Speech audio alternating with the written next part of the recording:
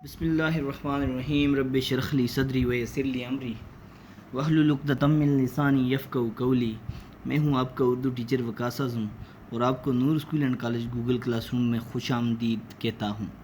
طلبہ، ہم شہرت عام اور بقائے دوام پڑھ رہے ہیں جس کو لکھنے والے محمد حسین آزاد ہیں۔ دیکھتے ہیں کہ ہم نے اس سے پہلے کیا چیزیں ڈسکس کی تھیں۔ نمبر 1، امیر تیمور کا بقائے دوام کے دربار میں داخل ہونا۔ امیر تیمور جو ہے وہ لنگڑاتا ہوا بقائے دوام کے دربار میں داخل ہوتا ہے، اور چونکہ وہ خود ایک مورخ بھی تھا اس لیے وہ اپنا خود ہی رہنما ہوتا ہے اور جا کے ایک نشست پر بیٹھ جاتا ہے۔ پھر اس کے بعد حافظ شیرازی کی عاجزی۔ حافظ شیرازی جو ہیں وہ اپنے ایک ہاتھ میں اپنی کتاب جو ہے دیوان حافظ کو لے کے آتے ہیں، جس سے لوگ فال بھی نکالا کرتے تھے۔ ایک سرے سے دوسرے سرے پر چکر لگا کر کہتے ہیں کہ مجھے معذور رکھو، لیکن لوگوں کے اصرار پہ وہ اندر داخل ہو جاتے ہیں دربار میں اور ایک جگہ پہ بیٹھ جاتے ہیں۔ اس کے بعد شیخ سعدی کا گلستان اور بستان کے ہمراہانہ۔ گلستان اور بستان شیخ سعدی رحمۃ اللہ کی 2 کتابیں ہیں۔ گلستان جو ہے وہ نثر کی کتاب ہے اور بستان نظم کی یا شاعری کی کتاب ہے۔ تو آپ نے دیکھا کہ جب وہ آئے تو بہت سارے لوگوں نے شیخ سعدی رحمۃ اللہ علیہ کا استقبال بھی کیا، اور ایک ہاتھ میں گلدستہ تھا اور دوسرے ہاتھ میں میوہ ٹینی تھی۔ اس میوہ ٹینی اور گلدستے سے مراد کیا تھی؟ گلستان اور بستان۔ اور انہوں نے آخر میں کہا دنیا دیکھنے کے لیے ہے، برتنے کے لیے نہیں ہے۔ شیرشاہ سوری فخری انداز میں مخاطب ہونا۔ شیرشاہ سوری کا فخری انداز میں مخاطب ہونا۔ جب شیخ سعدی رحمۃ اللہ علیہ نے یہ جملہ کہا کہ دنیا دیکھنے کے لیے ہے، برتنے کے لیے نہیں ہے، اس کا مفہوم یہ ہے کہ دنیا اور اس میں جو کچھ ہیں سب عارضی اور ناپائیدار ہیں۔ عارضی اور ناپائیدار چیزیں دیکھنے کے لیے ہوتی ہیں، دل لگانے اور محبت کرنے کے لیے نہیں۔ دنیا کی مثال کسی خواب کی طرح ہے اور اس کی کوئی حقیقت نہیں ہے۔ وہ شاعر نے کہا تھا کہ وائے نادانی کے وقت مرگ یہ ثابت ہوا، خواب تھا جو کچھ کہ دیکھا جو سنا افسانہ تھا۔ پھر اس کے بعد شیرشاہ سوری فخری انداز میں دربار میں آتے ہیں اور مخاطب ہوتے ہیں، چونکہ انہوں نے ہمایوں کو شکست دی ہوتی ہے۔ 1539 میں اس نے شکست دی تھی، لیکن ہمایوں نے دوبارہ سے ہندوستان کو فتح کر لیا تھا، اس لیے وہ بڑے ہی فخری انداز میں اس دربار میں آیا اور اس نے کہا کہ میرے دشمن بھی میرے نقش قدم پر چلیں گے۔ پھر اس کے بعد بادشاہ اکبر کا مختلف قوموں کے ساتھ آنا۔ چونکہ اکبر جو ہے اس نے دین الہی بنایا تھا، ایجاد کیا تھا، تو بہت سارے لوگ اسپیشلی ہندو جو ہیں وہ اس کو بڑا پسند کرتے تھے، کیونکہ اس نے ہندو راجاؤں کی گھروں سے شادیاں بھی کر رکھی تھیں۔ تو اکبر کے بعد ہم دیکھتے ہیں کہ آگے بقائے دوام میں کون کون لوگ آئے ہیں۔ اس کے بعد ایک اور بادشاہ آیا جو اپنی وجہ سے ہندو راجا معلوم ہوتا تھا۔ اکبر کے بعد ایک اور بادشاہ آیا جو اپنے طور طریقے یا بناوٹ یا لباس سے کیا معلوم ہوتا تھا؟ ہندو راجا معلوم ہوتا تھا۔ وہ خود مخمور نشے میں چور تھا۔ مخمور کہتے ہیں نشے میں چور ہونا۔ ایک عورت صاحب جمال اس کا ہاتھ پکڑے آئی تھی۔ صاحب جمال حسن والی، جمال کہتے ہیں حسن کو، اور جدھر چاہتی تھی پھر آتی تھی۔ وہ جو کچھ دیکھتا تھا اس کے نور جمال سے دیکھتا تھا، اس کے حسن کے نور سے دیکھتا تھا، اور جو کچھ کہتا تھا اسی کی زبان سے کہتا تھا۔ اس پر بھی ہاتھ میں ایک جزو کاغذوں کا تھا اور کان پر قلم دھرا تھا۔ یہ سانگ دیکھ کر سب مسکرائے۔ سانگ، روپ، تماشا، انداز، مگر چونکہ دولت اس کے ساتھ اور اقبال آگے آگے اہتمام کرتا آتا تھا، اقبال عزت، بلندی، اس لیے بدمست بھی نہ ہوتا تھا۔ آپے سے باہر ہونا، بدمست، آپے سے باہر ہونا۔ جب نشے سے آنکھ کھلتی تھی تو کچھ لکھ بھی لیتا تھا۔ وہ جہانگیر تھا اور بیگم نور جہاں تھی۔ ہاں، نور جہاں سے مراد ہے انارکلی۔ آپ نے کچھ قصہ انارکلی کا سنا ہوگا، اور جہانگیر سے مراد ہے نور الدین محمد جہانگیر، جو اکبر بادشاہ کا بیٹا تھا اور انارکلی پہ فدا تھا۔ اس وقت کی خوبصورت عورت کو نور جہاں کہا جاتا تھا، تو اس لیے انارکلی کو بھی نور جہاں کہتے تھے۔ تو کہتا ہے کہ اس کے بعد ایک شخص آیا، بادشاہ آیا، جو وضع سے طور طریقے سے، لباس سے ہندو معلوم ہوتا تھا، نشے میں چور تھا، اور ایک عورت اس کا ہاتھ پکڑے اس کے ساتھ آئی تھی. انارکلی کے بارے میں بات ہو رہی ہے، اور جدھر چاہتی تھی اس دربار میں اس کو لے کے چلی جاتی تھی، پھراتی تھی. لیکن وہ جو بھی بات کرتا تھا اسی کے حسن کے بارے میں بات کرتا تھا، چونکہ وہ اس کا عاشق تھا، اس لیے وہ اس کی زلفوں کا اسیر تھا، اس کے حسن و جمال کا اسیر تھا. جو وہ کہتی تھی وہ اس کی ہاں میں ہاں ملاتا تھا. اور اس کے پاس کچھ کاغذ بھی تھے، کاغذ کے ٹکڑے بھی تھے اور قلم بھی تھا. سب لوگوں نے یہ روپ انداز دیکھا. چونکہ اس کے پاس عزت بہت تھی اور دولت بھی بہت تھی، کیونکہ وہ ایک بادشاہ کا بیٹا تھا، اور بادشاہ بھی ایسا کہ جس نے ہندوستان، جاہل تو تھا وہ لیکن قابل تھا، پورے ہندوستان کو منظم رکھا، مضبوط رکھا. تو اس لیے وہ بدمست بھی نہ ہوتا تھا، یعنی کہ آپے سے باہر نہ ہوتا تھا. جب آنکھ کھلتی تھی تو کچھ لکھ لیتا تھا، بلکہ شاعر بھی وہ تھا. شاہجہان بڑے جاؤ جلال سے آیا، جاؤ جلال سے روبو دبدبے سے، روبو دبدبے سے، وہ دبدبا. بہت سے مورخ اس کے ساتھ کتابیں بغل میں لیے تھے، اور شاعر اس کے آگے آگے قصیدے پڑھتے آتے تھے، یعنی کہ اس کی تعریف میں اشعار کہتے آتے تھے. میر عمارت، عمارتوں کے وزیر. ان عمارتوں کے فوٹوگراف ہاتھ میں لیے ہوئے تھے، جو اس کے نام کے کتابیں دکھاتی اور سینکڑوں برس کی راہ تک اس کا نام روشن دکھاتی تھی. آگے آگے کیا تھا جی؟ میر عمارت جو تھا، عمارتوں کا جو وزیر تھا، اس کے آگے وہ کتبے اٹھائے آ رہا تھا، اور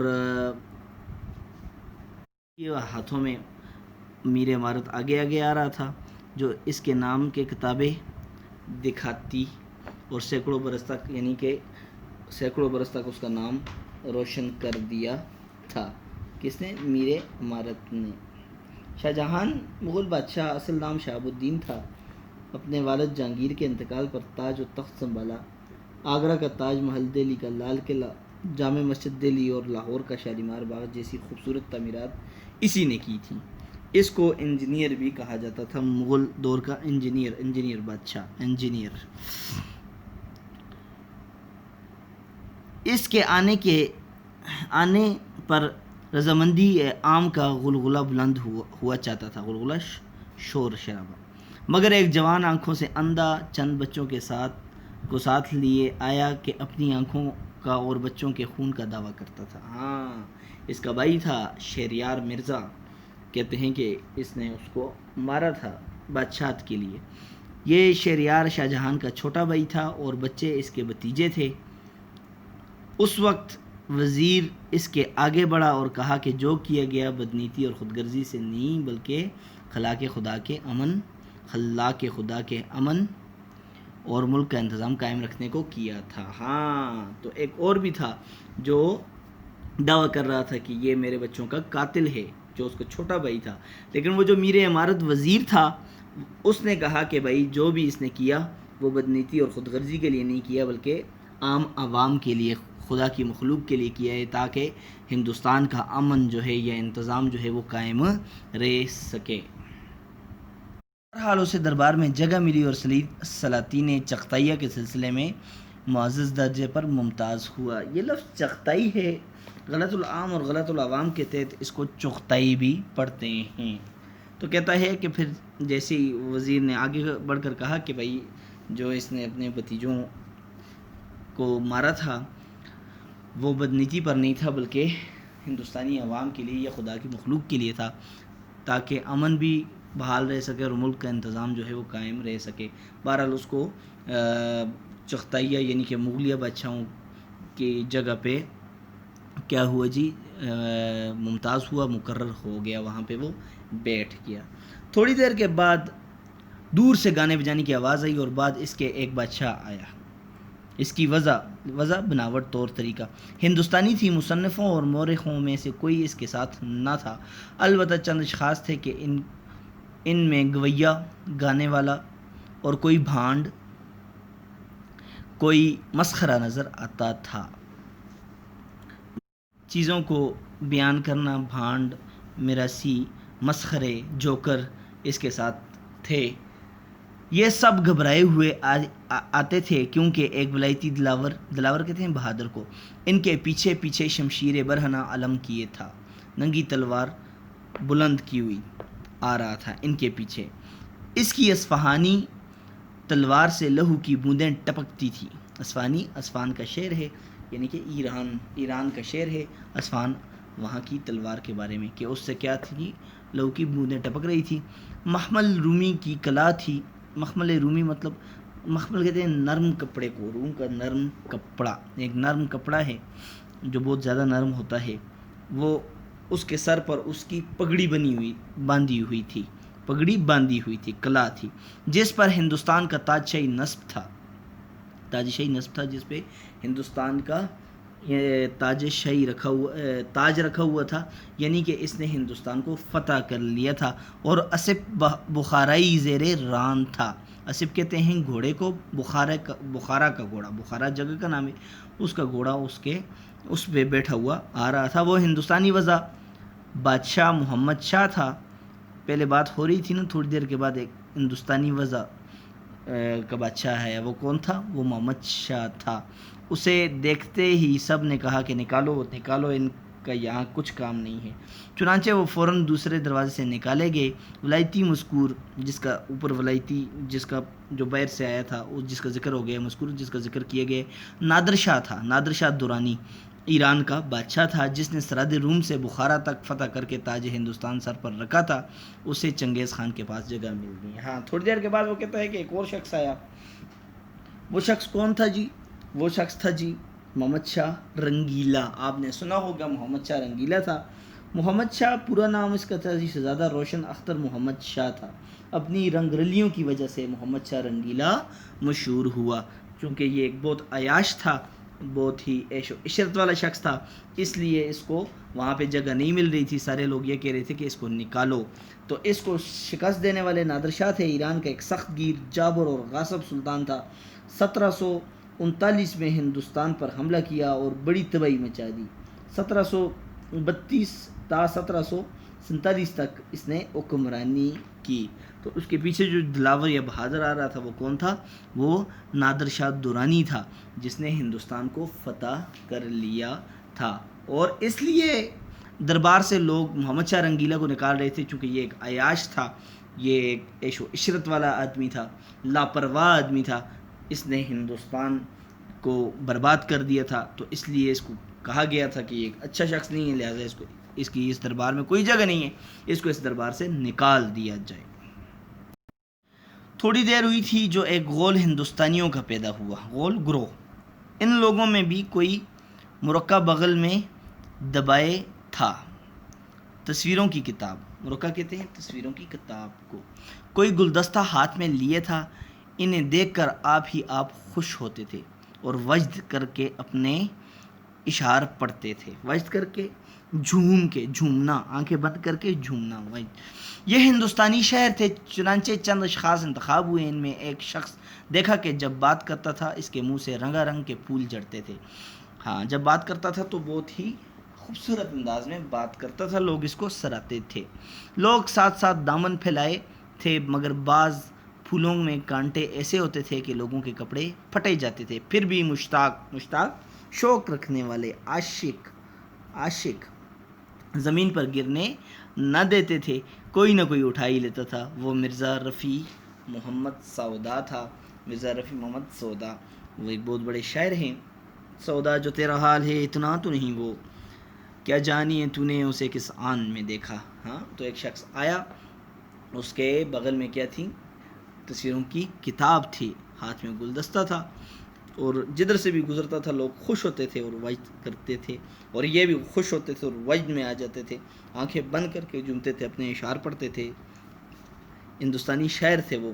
تو ان میں سے ایک شخص کو چنا گیا، اس کے منہ سے رنگا رنگ پھول جڑتے تھے، یعنی کہ خوبصورت شاعری مرزا رفیع محمد سودا نے کہی ہے۔ بہت سارے عاشق تھے ان کے، وہ ان کو شہرت عام اور بقائے دوام کے دربار میں لے کر چلے آئے تھے۔ میر بد دماغی اور بے پرواہی سے آنکھ اٹھا کر نہ دیکھتے تھے، یعنی کہ تکبر سے، چونکہ میر ایک بہت بڑے شاعر تھے. شعر پڑھنے اور منہ پھیر لیتے تھے، شعر پڑھتے اور منہ پھیر لیتے تھے. درد کی آواز دردناک دنیا کی بے بکائی سے جی بیزار کیے دیتی تھی. چونکہ دنیا بے ثبات تھی، دنیا کی بے ثباتی، بے بکائی بے ثباتی، قائم نہ رہنا، بے بکائی کہتے ہیں قائم نہ رہنا، بیزار اکتا جانا. میر حسن اپنی سحر بیانی سے پرستان کی تصویر کھینچتے تھے.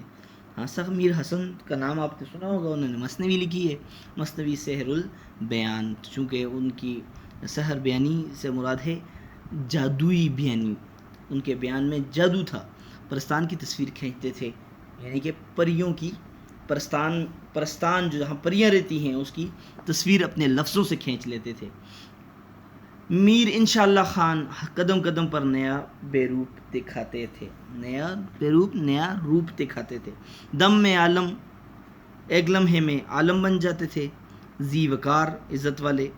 متقی بن جاتے تھے جی، پرہیزگار بن جاتے تھے. دم میں داڑھی چٹ، بھنگ کا سونٹا کندھے پر. کون آیا جی اس میں دربار میں آئے جی میر تقی میر اپنے دور کے مشہور شعراء. میر کی غزل سوز و گداز اور درد کی شاعری تصوف کے لیے مشہور ہے. میر کی شاعری جو ہے وہ سوز و گداز کی وجہ سے مشہور ہے اور درد کی شاعری تصوف کی وجہ سے مشہور ہے. جبکہ میر حسن کی شہرت مثنوی سحر البیان کی وجہ سے ہے. یہ لوگ آگے پھر اس کے بعد ایک اور شخص ہے بہت بڑا شاعر بھی ہے، میر انشاءاللہ خان. انشاء، وہ ہر لمحے ایک نیا روپ بدل رہے تھے. کبھی عالم بن جاتے تھے، کبھی پرہیزگار بن جاتے تھے، اور کبھی داڑھی کو منڈوا کے اور بھنگ کا سونٹا کندھے پر، یعنی کہ گٹھا، سونٹا کہتے ہیں گٹھے کو، یعنی کہ نشے میں چور رہتے تھے. کسی وقت تو وہ بڑے پرہیزگار رہتے تھے اور کسی وقت وہ نشے میں چور رہتے تھے. وہ بھی اس بقائے دوام کے دربار میں داخل ہوئے. عورت کو کوئی خاطر میں نہ لاتا تھا، مگر جب وہ میٹھی آواز سے ایک تان اڑاتا تھا شعر کو گا کر پڑھنا، تو سب کے سر ہل جاتے تھے. ناسخ کی گلکاری چشم آشنا معلوم ہوتی تھی، اور اکثر جگہ کلمکاری اس کی اینک کی محتاج تھی، مگر آتش کی آتش بیانی اسے جلائے بغیر نہ چھوڑتی تھی. مومن کم سخن تھے، مگر جب کچھ کہتے تھے جرت کی طرف دیکھتے تھے. جرت سے مراد ہے قلندر بخش جرت. کوئی بھی ان کو خاطر میں نہ لاتا تھا، پہلے تو کوئی پوچھتا تک نہیں تھا ان کو، لیکن جب وہ میٹھی آواز میں شعر پڑھ کر سناتے تھے تو سارے ہی ان کے دل دادہ ہو جاتے تھے. پھر اس کے بعد ناسخ آئے. ناسخ سے مراد شیخ امام بخش ناسخ، وہ جانے پہچانے معلوم ہوتے تھے، چونکہ ناسخ نے اردو میں عربی اور فارسی الفاظ کو بڑی جگہ دی ہے اور ہندی الفاظ کو انہوں نے چھوڑا ہے، تو اس لیے وہ واقف معلوم ہوتے تھے. اور ان کی قلمکاری جو ہے، تجربہ جو ہے، ان کی اینک کی محتاج تھی. شیخ امام بخش ناسخ جو ہیں یہ اور آتش سے مراد خواجہ حیدر علی آتش دونوں ایک ہی دور کے ہیں. ان میں شاعرانہ چشمک بھی تھی. اور آتش کے بارے میں ذکر ہو رہا ہے اس کے بعد کہ آتش جو ہے وہ اتنا خوبصورت آتش بیانی تھی، اتنی خوبصورت اس کی شاعری تھی کہ وہ بغیر کسی کو جلائے نہ چھوڑتی تھی، یعنی کہ سب کو لبھا رہی تھی. سارے ان کی شاعری سے لطف اندوز ہو رہے تھے. مومن خان مومن کم سخن تھے، کم بولتے تھے. کم سخن، کم بولنا، مگر جب کچھ کہتے تھے جرت کی طرف دیکھتے تھے. جب بھی کوئی شعر سناتے تو وہ کس کی طرف دیکھتے تھے؟ وہ شیخ قلندر بخش جرت کی طرف دیکھتے تھے. مومن کی شاعری ہے کہ تم میرے پاس ہوتے ہو گویا جب کوئی دوسرا نہیں ہوتا، اور کبھی ہم میں تم میں بھی راحت تھی، کبھی ہم بھی تم بھی تھے آشنا، تمہیں یاد ہو کہ نہ یاد ہو. یہ مشہور ان کی غزلیں ہیں. اس کے بعد دیکھتے ہیں جی کون آتا ہے دربار میں. ایک پیر مرد دیرینہ سال محمد شاہی دربار کا لباس جامہ لباس پہنے، کھڑکی دار پگڑی باندھے، بڑی پگڑی جریب ٹیکتے آتے تھے، مگر ایک لکھنؤ کے بانکے پیچھے گالیاں دیتے تھے. ہاں، ایک بوڑھا شخص جو ہے وہ وہاں پہ آ جاتا ہے، ایک خوبصورت لباس پہنے ہوئے، بادشاہی لباس پہنے ہوئے، ان کے سر پر پگڑی، بہت بڑی پگڑی باندھی ہوئی تھی، ہاتھ میں ان کے ایک عصا ڈنڈا تھا جس کو وہ زمین پر مارتے ہوئے آ رہے تھے، مگر ان کے پیچھے بانکے کہتے ہیں نوجوان کو، بنا سنورا نوجوان بانکا، مگر اس کے پیچھے لکھنؤ سے تعلق رکھنے والا ایک بانکا ان کو گالیاں دیتا ہوا آ رہا تھا۔ بانکے صاحب ضرور ان سے دست و گریباں ہو جاتے، لیکن 4 خاکسار اور 5واں تاجدار کے ان کے ساتھ تھا۔ ہاں، یہ جو بانکا ہے اس سے مراد ہے مرزا رجب علی بیگ سرور، چونکہ اور جو بوڑھے ہیں، ایک پیر مرد، پیر دیرینہ سال جو بوڑھے ہیں، ان سے مراد ہے میر امن دلوی۔ انہوں نے ایک کتاب لکھی تھی باغ و بہار، تو وہ کتاب بڑی آسان لکھی تھی، تو مرزا رجب علی بیگ سرور نے بڑی تنقید کی تھی ان پر کہ بھائی اس نے اتنی آسان کتاب لکھی، اور ان کے مقابلے میں انہوں نے 1824 کو ایک کتاب لکھی جس کا نام تھا فسانہ عجائب، تو اس لیے کہا ہے کہ وہ دست و گریباں بھی ہو جاتے، اور 4 خاکسار اور 5واں تاجدار ان کے ساتھ تھا۔ اس سے کیا مراد ہے؟ تو میر امن دلوی نے جو کتاب لکھی تھی اس کے اندر 5 فقیر ہوتے ہیں اور ایک بادشاہ ہوتا ہے آزاد بخت، یہ ان کی کہانی ہے، تو ان کے بارے میں کہا ہے کہ یہ ان کے ساتھ تھی، یعنی کہ یہ بڑی پیاری اور بڑی آسان الفاظ میں کتاب لکھی گئی تھی، داستان لکھی گئی تھی، یہ داستان تھی۔ بانکے صاحب یہ بچا لیتے تھے، کون؟ یہ 4 خاکسار اور ایک تاجدار، ایک بادشاہ۔ بوڑھے میر امن دلوی 4 درویش کے مصنف تھے۔ 4 درویش سے مراد ہے باغ و بہار، فارسی سے اس کا اردو میں ترجمہ کیا گیا تھا، اور اردو میں اس کتاب کا نام رکھا تھا باغ و بہار۔ اور بانکے صاحب مرزا سرور فسانہ عجائب والے تھے، مرزا رجب علی بیگ سرور فسانہ عجائب، جنہوں کی کتاب کا نام ہے فسانہ عجائب۔ ذوق کے آنے پر پسند عام کے عطر سے دربار مہک گیا۔ ذوق سے مراد ہے جی شیخ ابراہیم محمد ذوق بہت بڑے شاعر تھے، بہادر شاہ ظفر کے استاد بھی تھے، اور بڑے عظیم انسان بھی تھے، قصیدہ نگار بھی تھے۔ اب تو گھبرا کے کہتے ہیں کہ مر جائیں گے، مر کے بھی چین نہ پایا تو کدھر جائیں گے، یہ ان کا بڑا مشہور شعر ہے۔ تو ان کے آنے سے ہی دربار کیا ہو چکا تھا؟ مہک گیا تھا، ہر طرف ان کی شاعری کی دھوم تھی۔ انہوں نے اندر آ کر شاگردانہ طور پر سب کو سلام کیا، بڑے عزت و احترام سے سب کو سلام کیا۔ سودا نے اٹھ کر ملک الشعراء کا تاج ان کے سر پر رکھ دیا۔ ہاں، کہ ملک کے اندر سب سے بہترین شاعر یہی ہیں۔ سودا سے مراد ہے رفیع محمد سودا۔ غالب اگرچہ سب سے پیچھے تھے، پر کسی سے نیچے نہ تھے، پر کسی سے کم نہ تھے، نیچے نہ تھے، کسی سے کم نہ تھے، سب سے بعد میں آئے لیکن کسی سے کم نہ تھے۔ ان کی شاعری جو ہے وہ اردو ادب کا بہترین شاہکار ہے۔ بڑی دھوم دھام سے آئے اور ایک نکارہ اس زور سے بجایا کہ سب کے کان گنگ کر دیے، بند کر دیے۔ نکارہ کہتے ہیں باجے کو۔ یہاں پہ مراد کیا ہے؟ ایک شعر بڑے زور سے پڑا، کہ وہ ان کی شاعری بڑی خوبصورت ہے کہ سارے ہی دنگ رہ گئے، سب کے ہوش اڑ گئے۔ نکارہ سے مراد ہے شعر پڑھنا، اور گانگ گنگ سارے دنگ رہ گئے، کوئی سمجھا اور کوئی نہ سمجھا، مگر سب واہ واہ سبحان اللہ کرتے رہ گئے۔ ظاہر ہے غالب کی شروع کی شاعری بڑی مشکل ہے، کچھ لوگ تو سمجھے تھے، کچھ نہیں سمجھے، لیکن سب نے واہ واہ ضرور کیا، داد ضرور دی۔ میں نے دیکھا کہ فقط ایک کرسی خالی ہے، صرف ایک کرسی، اور بس۔ اتنے میں آواز آئی کہ آزاد کو بلاؤ۔ آزاد سے مراد ہے محمد حسین آزاد۔ ساتھ ہی آواز آئی کہ شاید وہ اس جرگے میں بیٹھنا قبول نہ کرے۔ یہ جو عظیم لوگوں کا جرگہ ہے، شاید وہ بیٹھنا قبول نہ کرے، یعنی کہ وہ اپنے آپ کثر نفسی سے کام لے رہے تھے، اپنے آپ کو ان بڑے لوگوں میں شمار نہیں کرتے تھے، حالانکہ وہ بہت بڑے ادیب تھے۔ مگر وہاں سے پھر کوئی بولا کہ اسے جن لوگوں میں بٹھا دو بیٹھ جائے گا، فقیر سا آدمی ہے، جہاں پہ بھی بٹھاؤ گے بیٹھ جائے گا۔ اتنے میں چند اشخاص نے غل مچایا، شور کیا کہ اس کے قلم نے ایک جہاں سے لڑائی باندھ رکھی ہے، یعنی کہ بڑی دھوم مچا رکھی ہے اس نے، بہت پیارا لکھتا ہے اور بڑا انتشار پھیلایا ہوا ہے اپنے سچ لکھنے کی وجہ سے، اسے دربار شہرت میں جگہ نہ دینی چاہیے۔ لوگ کہہ رہے تھے کہ چونکہ اس کو نہ دیں کیونکہ وہ ایک سچا ادیب ہے، تو اس نے بڑے فتنے پھیلائے ہوئے ہیں۔ اس مقدمے پر کیل و کال شروع ہوئی، اس مسئلے پر بحث و تکرار شروع ہوئی۔ میں چاہتا تھا کہ نقاب چہرے سے الٹ کر آگے بڑھوں اور کچھ بولوں کہ میرے ہادی ہمدم۔ وہ کہتا ہے میں بھی چاہتا تھا کہ میں بھی آگے بڑھوں اور کچھ بولوں، اپنے دفاع میں کچھ بولوں، لیکن میرا ہادی مجھے ہدایت دینے والا یعنی ہمدم ساتھی یعنی فرشتہ رحمت نے ہاتھ پکڑ لیا اور چپکے سے کہا کہ ابھی مصلحت نہیں، ابھی موقع نہیں۔ اتنے میں آنکھ کھل گئی، میں اس جھگڑے کو بھی بھول گیا اور خدا کا شکر کیا کہ بلا سے دربار میں کرسی ملی یا نہ ملی، مردوں میں سے زندوں میں تو آیا۔ ہاں کہتا ہے کہ اب ایک ہی کرسی باقی تھی اور سارے لوگ ایک شور کر رہے تھے کہ آج محمد حسین آزاد کو بھی بلایا جائے۔ کچھ لوگوں نے کہا کیا پتہ وہ اس جرگے میں بیٹھنا قبول کرے یا نہ قبول کرے۔ پھر کوئی بولا کہ جن لوگوں میں بٹھا دو گے فقیر سا آدمی ہے وہ بیٹھ جائے گا۔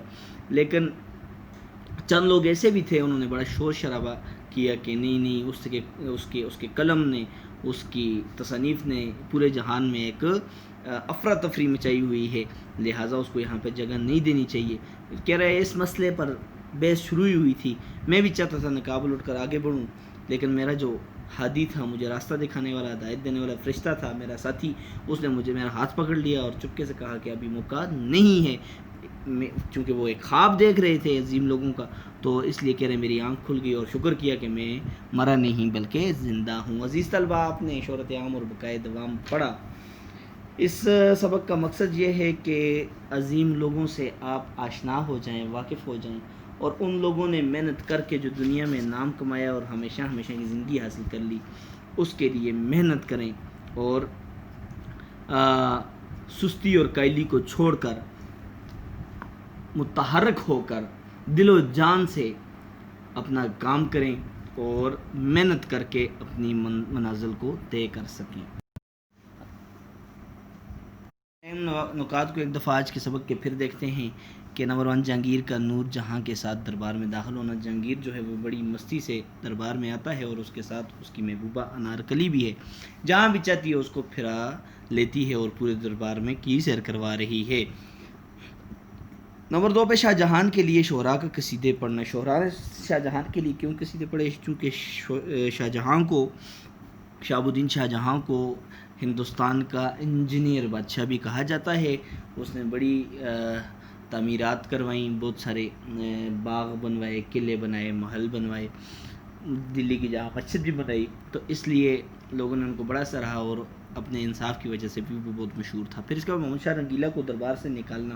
محمد شاہ رنگیلا جو ہے وہ ہندوستان کا ایک بڑی عیاش اور بڑا بے پرواہ اور نکما بادشاہ تھا، جس کو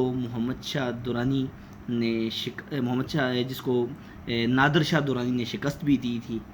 اس کی عیاشی اور ملک کے نظام کو سنبھالنے کا اہل نہ ہونے کی وجہ سے اس کو اس دربار میں سے نکالا گیا۔ پھر اس کے بعد ہندوستانی شعراء کا دربار میں داخل ہونا۔ ہندوستانی شعراء جو ہیں، جن میں میر تقی میر تھے، جن میں میر درد تھے، مرزا اسد اللہ خان غالب تھے، شیخ ابراہیم ذوق تھے، شیخ قلندر بخش جرت تھے، بڑے بڑے شعراء ہندوستان کے، جن میں میر امن دلوی تھے، رجب علی بیگ سرور تھے، شیخ قلندر بخش جرت تھے، آتش تھے، ناسخ تھے، بہت سارے شعراء جو ہیں وہ دربار میں آتے ہیں اور ان کی بڑی دھوم دھام سے استقبال کیا جاتا ہے۔ مصنف خواب سے جاگتا ہے تو شکر کرتا ہے کہ میں کم از کم ان مرے ہوئے لوگوں میں نہیں ہوں۔ اصل میں اس کا مقصد یہ تھا کہ عظیم لوگوں سے آپ کی واقفیت کروائی جائے، آپ کو آشنا کروایا جائے کہ کس وجہ سے وہ لوگ ہمیشہ کے لیے زندہ ہوئے، کون کون سے کارہائے نمایاں انہوں نے سر انجام دیے جس وجہ سے وہ تاریخ میں ہمیشہ زندہ رہیں گے۔ آپ کا ہوم ورک جو ہے وہ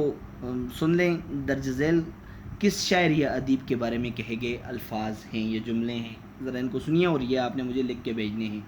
نمبر 1، کوئی سمجھا کوئی نہ سمجھا مگر سب واہ واہ اور سبحان اللہ کرتے رہ گئے۔ آج میں نے یہ پڑھا ہے۔ بے پہ ہے جی نمبر 2، اپنی سحر بیانی سے پرستان کی تصویر کھینچتے تھے۔ اچھا، اس کے بعد تیسرا ہے جی، اس کے قلم نے ایک جہاں سے لڑائی باندھ رکھی ہے۔ یہ کون تھا؟ لیکن 4 خاکسار اور 5 تاجدار ان کے ساتھ تھے۔ پھر 5واں کوشچن ہے جی، ایک لکھنؤ کے بانکے پیچھے پیچھے گالیاں دیتے آتے تھے۔ تو یہ 5 کوشچنز کے آنسر آپ نے مجھے لکھ کے بھیجنے ہیں، جو میں چیک کر کے آپ کو ریٹرن کروں گا۔ اللہ تعالیٰ آپ کا حامی و ناصر ہو۔ اللہ حافظ۔